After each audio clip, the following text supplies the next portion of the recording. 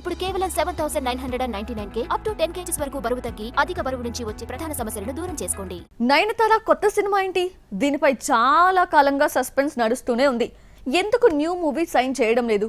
ఓ మలయాళ super star తో ఓ Kannada star తో నటిస్తోంది అని వస్తున్న వార్తల్లో నిజమంతా? కలిసొచ్చిన తమిళ హీరోతో జతకడుతోందా?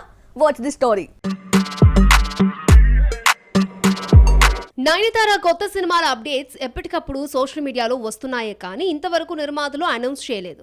యష్ మూవీ టాక్సిక్ లో హీరో అక్కగా నయన నటిస్తోంది అన్న వార్త వచ్చిందే కానీ కన్ఫర్మ్ కాలేదు. నయనతార ప్రస్తుతం డియర్ స్టూడెంట్స్ అనే మలయాళ మూవీ చేస్తోంది. ఇది కాకుండా మరో సినిమాకు గ్రీన్ సిగ్నల్ ఇచ్చిందని టాక్. మమ్ముట్టితో చాలా సార్లు జతకట్టిన నయన మరోసారి ఆడిపాడుతోందంటూ వచ్చిన వార్తలను నిర్మాత కన్ఫర్మ్ చేయలేదు. లేటెస్ట్ గా నయనతార ఖాతాలో మరొక స్టార్ హీరో వచ్చి చేరాడు. అజిత్ కొత్త సినిమా గుడ్ బ్యాడ్ అగ్లీలో హీరోయిన్ గా నయన పేరు పరిశీలిస్తున్నారట.